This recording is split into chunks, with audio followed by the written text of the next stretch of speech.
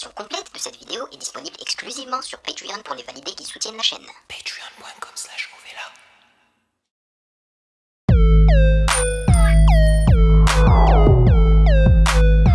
Yo les validés, on dit quoi? Bienvenue sur Ovela, c'est comment? J'espère que vous allez bien. Je suis ravi de vous retrouver aujourd'hui, malgré le fait que ce soit un dimanche. Généralement, je ne travaille pas les week-ends, ok? Mais là, je suis un petit peu obligé car je suis en train de enregistrer cette vidéo bien en avance, hein. Je vais balancer cette vidéo probablement la première semaine de novembre, vu que je ne serai pas à Montréal, je ne serai pas dans mon studio, je serai aux Philippines en train de justement trouver un appartement et préparer et installer mon équipement là-bas pour que je puisse travailler quoi. Voilà, donc il me faut quand même quelques jours pour m'installer et donc en attendant je vous prépare des vidéos en avance et vu que c'est en avance je n'ai pas de commentaires à lire aujourd'hui, mais comme vous avez pu le voir sur la miniature et le titre, c'est ma réaction du premier épisode du documentaire sur DJ Mehdi qui apparemment est fantastique. Voilà. Mais avant de débuter, sachez que vous pouvez me follow sur Instagram Music Game News car c'est là-bas que vous devriez me donner vos suggestions avec les liens. Et comme toujours, j'aimerais vous remercier pour votre soutien, les amis. Voilà, merci énormément, merci de rémunérer mon temps et mon travail. Merci pour ce café mensuel. Voilà, que j'ai bu ce matin, ça m'a fait du bien. Let's go. En partenariat avec Combini et France Inter. Et c'est parti. C'est un documentaire d'Arte. Ça fait tellement longtemps que j'ai pas regardé Arte. En fait, quand j'étais jeune, c'était la chaîne qui m'ennuyait le plus. Mais quand tu deviens adulte, ça change complètement. C'est la chaîne la plus intéressante. Oh là là, la musique avec les consoles analogues. Tellement longtemps. Le monde de la musique est en deuil. DJ Mehdi vient de mourir à l'âge de 34 ans, victime de l'effondrement de la mezzanine de son appartement parisien.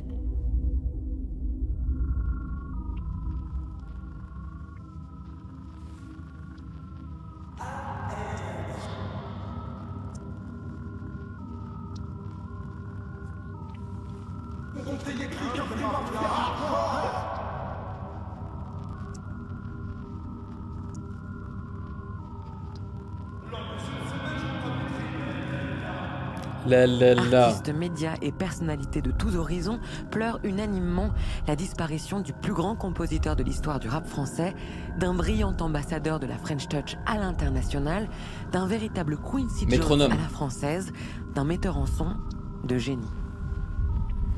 Eh ouais, le métronome. La nouvelle est arrivée par Twitter en début d'après-midi. Il a provoqué des milliers de réactions. DJ Mehdi était le plus beau des Waouh, il a touché énormément de monde, hein. En septembre 2011, l'annonce du décès de DJ Mehdi provoque une spectaculaire vague d'émotions à travers la planète. J'ai des frissons là. C'est bien foutu. Disparu avant ses 35 ans, DJ Mehdi reste aujourd'hui le seul DJ et compositeur à avoir réussi le grand écart entre des univers qu'a priori tout oppose.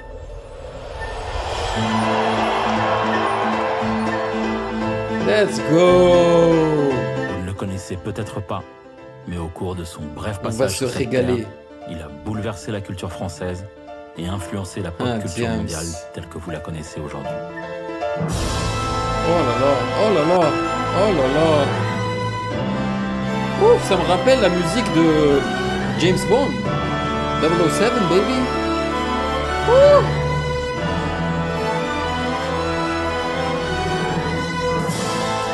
Ne vous inquiétez pas. Hein. C'était également mon meilleur ami. On va le finir, et à ce documentaire. De nombreuses années que nous avons passées ensemble à devenir les témoins privilégiés de nos itinéraires respectifs, je pense aujourd'hui être en mesure de vous raconter son histoire. Raconte-nous ses origines, d'où il vient, tout savoir. Les années 2000.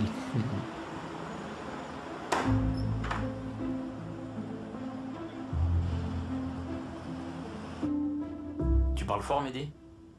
Comme ça.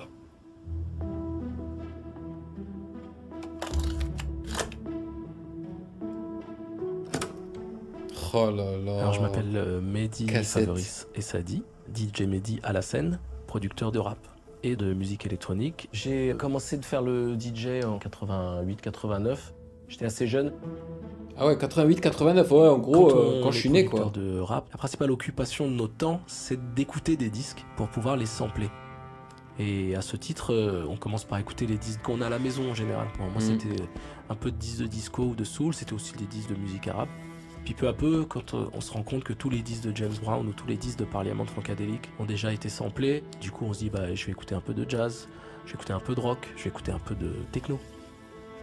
La première fois qu'on écoute un disque de Miles Davis, même si on n'y connaît rien du tout en jazz, si on est un petit peu sensible à la beauté, c'est difficile de rester insensible et de se dire ah bah non c'est pas pour moi. Ah ouais, il a une belle culture musicale, c'est pour ça il a baigné dans énormément de styles. Hein, un peu comme moi d'ailleurs. En 1990, toi t'avais 13 ans. Comment tu faisais pour composer du rap tout seul dans ta chambre? T'avais déjà un sampleur? À l'époque, un sampleur ça coûtait 20 000, 30 000 francs le prix d'une voiture. Ouais. C'était absolument impossible de pouvoir posséder un sampleur. Et du coup, tu faisais comment? D'abord, j'ai fait avec les platines. Avec deux mêmes disques, tu fais des boucles. T'enregistres avec un magnéto à bande, parce qu'il y avait un magnéto à bande dans ma cave qui devait appartenir à mes parents dans les années 70. T'enregistres une première fois le beat. Let's go. Tu joues le beat. Kick. Et tu enregistres le sample en passe-passe en même temps.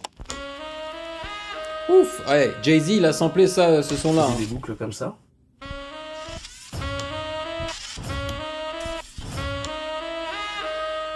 Il faut monter, il faut être hyper bon en montage quoi.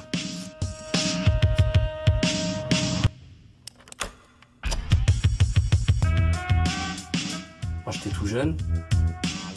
Le jour où ça a marché, j'ai plus fait que ça. Les enfants du rap. Ideal J, ça veut dire Ideal Junior, et vous comprendrez ça très bien quand vous saurez que les deux rappeurs, Kerry MC et Alter MC, ont chacun une douzaine d'années. Alors, deux rappeurs qui donnent un sacré coup de vieux au MC Papy, c'est Ideal J, et le morceau, ça s'appelle Danse avec moi. Écoute ces mots, viens tenter l'expérience. Il touche ton cerveau, je vois que tu es en transe. Tu es transporté dans la cabine. Non. Tu oublies ta fierté, tu te mets à danser. Ne me dis pas que ce petit-là, c'est Kerry James. C'est Kerry James. Oh, je savais pas que Kerry James avait débuté aussi jeune. Yo, ça me rappelle Criss Cross. What? Kerry M, c'est inutile de résister. Car oui, ma puissance aujourd'hui. Je crois que c'est Kerry James. Hein. MC, voilà la sentence. Oh! Eh ben oui, c'est Kerry James. Ça ne peut qu'être. C'est Alix, alias Kerry, le penseur des rebelles. J'écarte tous les doutes sans doute par mon phrasé. Le savoir est la force sur laquelle il est basé. Inutile de nier la maîtrise dont je suis armé. Ceci est du vrai rap, ressens-tu l'authenticité? J'ai qu'une passion, c'est le rap. Oh. Mafia Camp. Kerry James, auteur, interprète, je faisais partie du groupe de DJ Mehdi qui s'appelait Ideal J. Avant la rencontre avec DJ Mehdi, on n'a pas nos propres musiques qui collent avec nos textes. On n'utilise que des instrumentaux, des phases B de rap qui existent déjà et on rappe dessus. Purée, mais qu'est-ce qu'il était jeune et déjà très talentueux.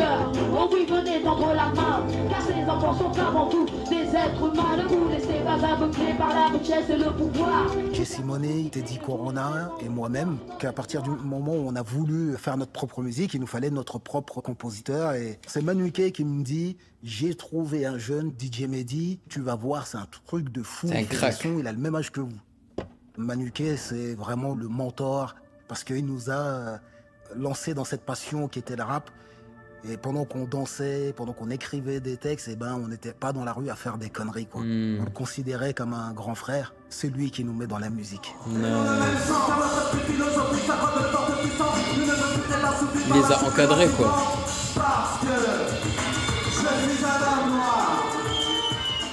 La première fois que j'entends parler de DJ Mehdi, c'est Cut Killer qui m'appelle, qui dit qu'il y a un petit DJ qui habite à Colombes, et qui aimerait rencontrer Cut le groupe Ideal Junior.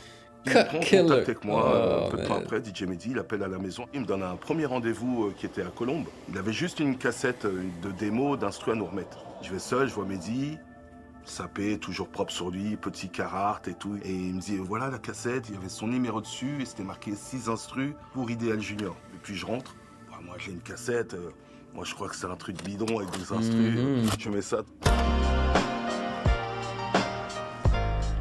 Ouf, c'est smooth, hein. Wow, les samples sont dingues. Et j'entends des instrus de malade. J'entends ça et puis j'appelle Kerry, je lui dis, j'ai récupéré la cassette de Mehdi là, mais c'est un truc de fou. Et lui me dit, ouais, ramène-la moi tout de suite, je la veux. Je lui ramène et puis quand il écoute la cassette, Boys in the Hood. Il commence à rapper dessus. Et les textes collaient parfaitement avec les instrus que Mehdi avait fait. À l'époque, il n'y a pas de compositeur. Il n'y a personne qui vient avec ses propres instrus. Ouais, donc c'est me vrai. dire qu'il y a un mec de mon âge qui fait de la musique, qui compose, mais avec quel matériel déjà? Comment il a eu le matériel? Comment il sait l'utiliser? Et là, on rappelle Mehdi. Alors, c'est toi qui as fait ça, t'es sûr? Parce que nous, pour nous, c'était... Non, il a volé ça, il les a récupérés quelque part. Ah ouais, c'est moi. Si vous voulez voir comment j'ai fait, je peux vous faire voir. Et nous, on est trop curieux, on se dit, on va aller chez lui, voir si c'est vraiment lui qui a fait ça. Ouais, en gros, c'était un crack, quoi, dès le départ. Il nous fait rentrer, il nous amène dans sa chambre. Et à ce moment-là, on voit une collection de disques dans les bacs. Tout au long, au moins 200 disques. Et là, Kerry, il me regarde et moi aussi, je le regarde parce que c'est jamais vu. Il avait 2 platines. Le documentaire est bien foutu. foutu. De boîte à rythme comme ça. Mehdi, il a un sampleur qui ressemble pas à un sampleur, quoi. C'est un truc trafiqué, c'est un truc qu'il avait presque fabriqué lui-même, quoi. J'ai un ami qui était ingénieur chez Roland et qui avait des plans. Roland, c'est la marque. S530.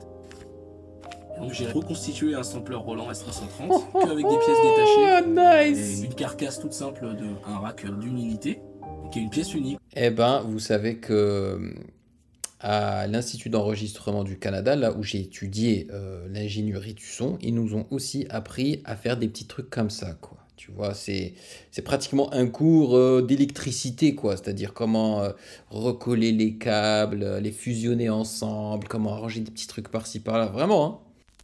La version complète de cette vidéo est disponible exclusivement sur Patreon pour les validés qui soutiennent la chaîne. Patreon.com